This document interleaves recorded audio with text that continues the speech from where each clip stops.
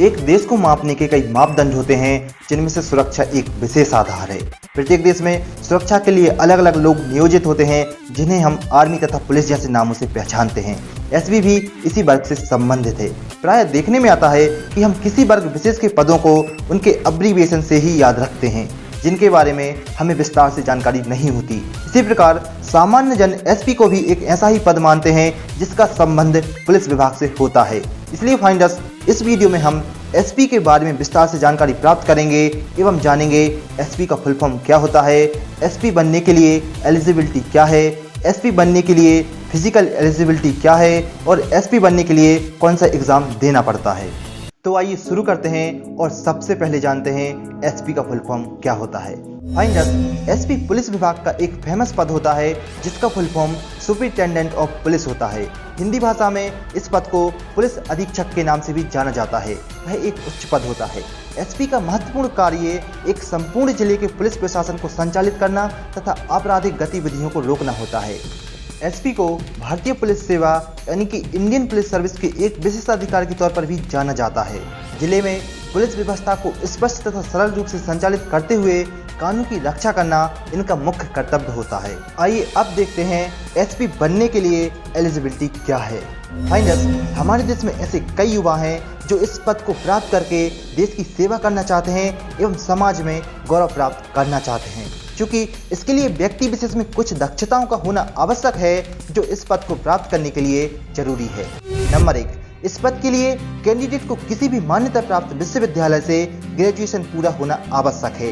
इसके लिए ग्रेजुएशन के विषय कैंडिडेट की रुचि के अनुसार हो सकते हैं। नंबर 2, एसपी के पद के लिए एक उम्र सीमा तय की गई है जो कैंडिडेट के वर्गों के अनुसार विविधता रखती है। सामान्य वर्ग यानी कि जनरल के लिए उम्र सीमा लगभग 21 से 30 वर्ष तक रखी गई है।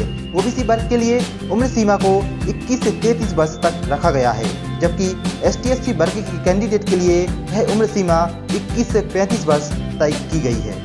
आइए अब देखते हैं एसपी बनने के लिए फिजिकल एलिजिबिलिटी यानी कि शारीरिक योग्यता क्या है। फाइंडर्स, देश तथा संविधान के नियमों की रक्षा करने के लिए देश में जो भी सुरक्षा प्रदान करने वाले लोग होते हैं उनका स्वास्थ्य तथा मस्तिष्क मजबूत होना जरूरी होता है। एसपी के लिए भी कुछ शारीरिक योग्यताओं के दायरे होते हैं जिनसे कैंडिडेट को गुजरना पड़ता है एवं उनको पूरा करना पड़ता है। आइए इन्हीं शारीरिक योग्यताओं को जानते हैं और सबसे पहले नज़र डालते हैं हाइट पर। फाइंडर्स, आइए जानते हैं मेल कैंडिडेट के लिए एसपी बनने के लिए हाइट कितनी होनी चाहिए। फाइंडर्स, अगर आप जनरल और ओबीसी कैटेगरी को बिलोंग करते हैं तो आपके लिए न्यूनतम हाइट 165 सेंटीमीटर होना आवश्यक है और यदि आप एसटी/एससी कैटेगरी को बिलोंग करते हैं तो आप 160 सेंटीमीटर भी हैं तब भी आप इसके लिए एलिजिबल हैं। आइए अब देखते हैं फीमेल कैंडिडेट के लिए हाइट क्राइटेरिया कितना है। फाइंडर्स, अगर आप जनरल और ओबीसी कैटेगरी को बिलोंग करते हैं तो आपके लिए न्यूनतम हाइट 150 सेंटीमीटर होना आवश्यक है और यदि आप एसटी/एससी कैटेगरी को बिलोंग करते हैं तो आपके लिए 145 सेंटीमीटर हाइट होना अनिवार्य है। फाइंडर्स, एसपी बनने के लिए हाइट के साथ साथ चेस्ट साइज भी देखी जाती है, तो आइए इस जानकारी पर भी एक नज़र डालते हैं।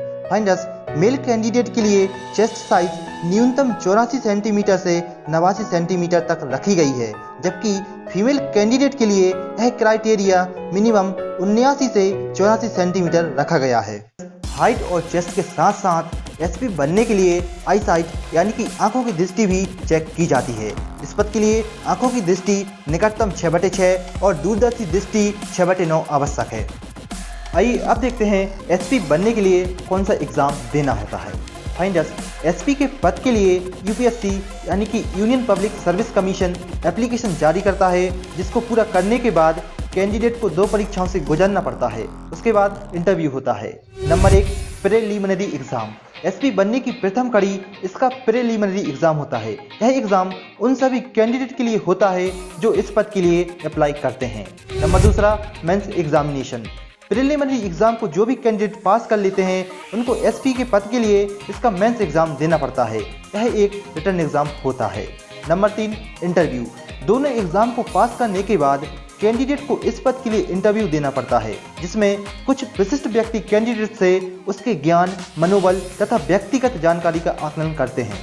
चलिए आइए अब अंत में जानते हैं एसपी को कितना वेतन मिलता है। फाइंडर्स, पुलिस अधीक्षक का पद समाज में प्रतिष्ठा का सूचक होता है। इसकी मुख्य वजह उसके पद को प्राप्त शक्तियां तथा उसका वेतन होता है। इस पद का सामान्य वेतन 37,000 से 67,000 के मध्य होता है। वेतन के अलावा भी एसपी को अन्य सुविधाएं दी जाती हैं जो उनके जीवन को सरल तथा आरामदायक बनाने में सहायक होती हैं। फाइंडर्स, अगर आप इस जानकारी के अलावा एसपी से संबंधित कोई और जानकारी हमसे प्राप्त करना चाहते हैं तो आप हमसे कमेंट करके पूछ सकते हैं।